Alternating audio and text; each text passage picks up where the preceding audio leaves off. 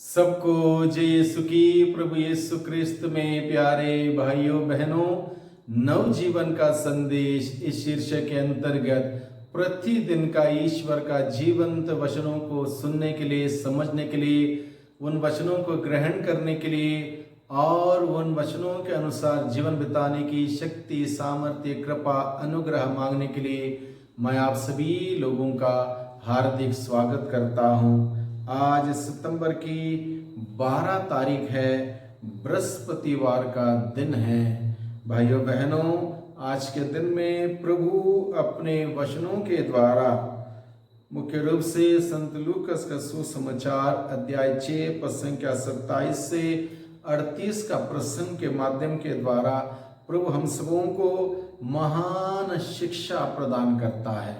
महान जीवन बिताने के लिए महान शिक्षा हमें प्रदान करता है। इसलिए इस महान शिक्षा को जो प्रभु के कुछ शिष्यों ने सोचा ये बहुत कठिन शिक्षा है, इसका कौन पालन कर सकता है, यह कहते हुए छोड़ के चले गए। और वही शिक्षा प्रभु आज के दिन में हम सबों के सम्मुख रखता है। एक महान जीवन जीने की ओर जाने के लिए एक महान शिक्षा प्रभु ने हम सबों के सम्मुख रखी है। इस शिक्षा को हम सभी सुने। यहाँ पर मुख्य रूप से लिखा है शत्रुओं से प्रेम करने के बारे में, शत्रुओं से प्रेम करने के बारे में, जो कि प्रभु यीशु की अनोखी शिक्षा है। प्रभु यीशु से पहले शत्रुओं से बैर करने की बात थी, वही शिक्षा प्रचलित थी, लेकिन प्रभु ने इस धरती पर आके सभी मानव जाति को सिखाया शत्रुओं से प्रेम करना है। शत्रुओं से प्रेम करने से ही शत्रुता समाप्त हो सकती है। शत्रुता मिटाने का दूसरा कोई तरीका नहीं है। स्वयं प्रभु यीशु ने इसी शिक्षा को लोगों को दिया, इस शिक्षा का पालन किया, अपने जीवन के उदाहरण के द्वारा हमें सिखाया। शत्रुता समाप्त करनी हो तो उस शत्रुता समाप्त करने के लिए उस शत्रु से बेहद प्यार करने की बात प्रभु ने वचन के द्वारा, अपने जीवन के कर्म के द्वारा प्रभु ने हम सबों को सिखाया। दूसरी बात प्रभु हमें आज के दिन में सिखाता है बैर करने वालों की भलाई करने के लिए। कौन आज के दुनिया में बैर करने वालों की भलाई करता है? नहीं करता। प्रभु ने 2000 साल पूर्व ये शिक्षा मानव जाति को दी। अगर कोई तुमसे बैर करता है तो उनके लिए भलाई करो। आज भी यह शिक्षा कितनी जरूरी है, हम सबों को इस बात को समझना, इसको ग्रहण करना और इसको अपने जीवन में लागू करना। भले ही बहुत कठिन है, बेहद कठिन है, लेकिन यही शिक्षा सारी बैरी का बैर समाप्त कर सकता है। बैर करने वालों की भलाई करने पर ही सारी बैरी की वो बैर करने की आदत समाप्त हो सकती है। ये बात प्रभु हमें सिखाता है। तीसरी बात प्रभु हमें सिखाता है आज के दिन में शाप देने वालों को आशीर्वाद, अभिशाप देने वालों को आशीर्वाद। ये प्रभु की विशेष अनोखी शिक्षा है। जो आपको अभिशाप देते हैं तो उनके लिए नॉर्मली इंसान क्या करता है, एक गाली दिया 2 गाली वापस कर दी, एक अभिशाप दिया 2 अभिशाप वापस देना। यही आज के दिन में आज के दिन तक हम सबों को सिखाया जाता है, चाहे वो टीवी के सीरियल के माध्यम से क्यों ना हो, कोई मूवी के माध्यम से क्यों ना हो, यही बात सिखाई जाती है। बदला कैसे लेना है, अगले ने आपको तकलीफ दी उसको दुगनी तकलीफ कैसे देनी है, यही बात सिखाई जाती है। प्रभु यीशु की शिक्षा कितनी अनोखी। देखिए, प्रभु ने कहा अभिशाप देने वालों को अभिशाप मत दो। इसमें क्या तुमने बड़ा काम किया? अभिशाप देने वालों को तुम आशीर्वाद दो। प्रभु ये बात हमें सिखाता है। भाइयों बहनों, मैं समझता हूं कि हम में से हर एक व्यक्ति के लिए ये शिक्षा ग्रहण करना, उसका पालन करना कितना कठिन हो सकता है। हर व्यक्ति जान सकता, समझ सकता, लेकिन यही एक रास्ता है शांति का, यही रास्ता है प्रेम का, यही रास्ता है जीवन बिताने का। इसके अतिरिक्त हम लोग दुनिया में शांति का संदेश नहीं फैला सकते। प्रभु अपने वचनों के द्वारा हमें सिखाता है। आगे प्रभु का वचन कहता है दुर्व्यवहार करने वालों के लिए प्रार्थना करो। तुम्हारे साथ गलत व्यवहार करते हैं, तुम्हारा नाम खराब करते हैं, तुम्हारा पीठ पीछे बातें करते हैं और तुम्हारी सारी मेहनत पानी में फेर देते हैं, ऐसे लोगों के लिए, तुम्हारे साथ दुर्व्यवहार करने वालों के लिए प्रार्थना करने के लिए बात प्रभु हमें सिखाता है। कितनी एक महान शिक्षा प्रभु ने हम सबों को दी है। दुर्व्यवहार करने कर दिया किसी ने, हम उसी के अनुसार दुर्व्यवहार करते हैं वापस, नहीं, इससे कोई हम हासिल नहीं कर सकते। अगर हमें कुछ अच्छा काम करना है, नेक काम करना है, उदाहरण प्रस्तुत करना है, क्रिस्तिया हूं मैं, इस बात का गवाही देना है, तो हमें क्या करना है?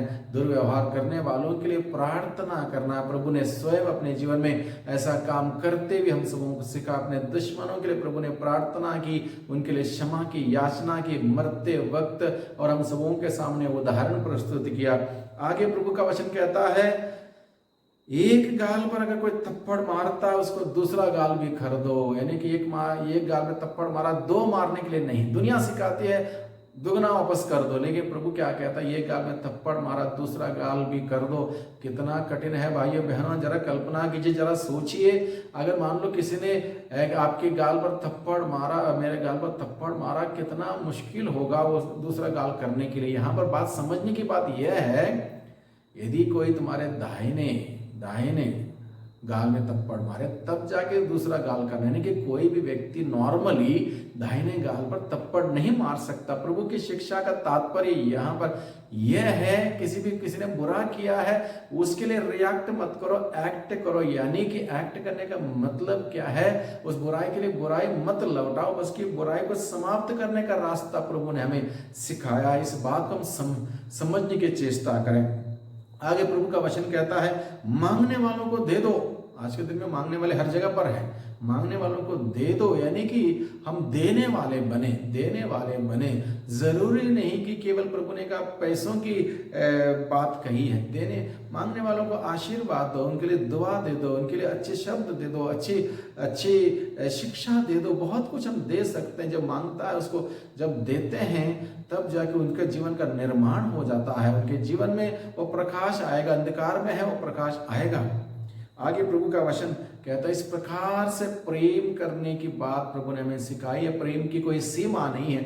इस प्रकार से अगर जीना हो तो हमें प्रभु के प्रेम से, प्रभु के पवित्र प्रेम से भरना होगा, तब जाके इस प्रकार का जीवन हम जी पाएंगे। जितना ज्यादा हम प्रभु के प्रेम से भर जाएंगे उतना बेहतरीन तरीके से प्रभु के इन सारी मूल्य सिद्धांतों का पालन हम सभी करते हुए जीवन बिता पाएंगे। और वही चुनौती भरी शिक्षा प्रभु आज के दिन हम सबों को देता है।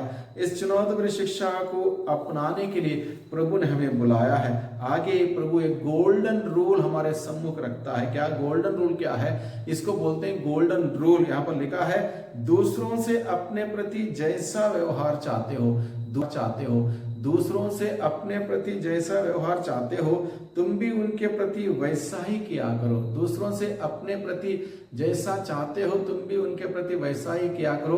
अगर हम चाहते हैं कि दूसरे लोग मुझसे प्यार करें, मेरी तारीफ करें, मुझे सपोर्ट करें, मुझे मेरी प्रोत्साहन करें, मुझे आगे बढ़ने के लिए हेल्प करें, मेरे साथ खड़े रहें, ये सभी बातें हम सभी सोचते हैं। अगर ऐसा हम चाहते हैं हम दूसरों के साथ करें, ऐसा करेंगे तो लौट कर हमें वो सब बातें हमारे साथ होंगी, हमें मिलेंगी। आगे प्रभु का वचन कहता है, यदि तुम उन्हीं की भलाई करते हो जो तुम्हारी भलाई करते हैं, तो इससे तुम्हारा पुण्य क्या है? उन्हीं की भलाई करते जो तुम्हारी भलाई करते हैं, ये तो हर कोई कर लेता। प्रभु क्या कहता है, यदि तुम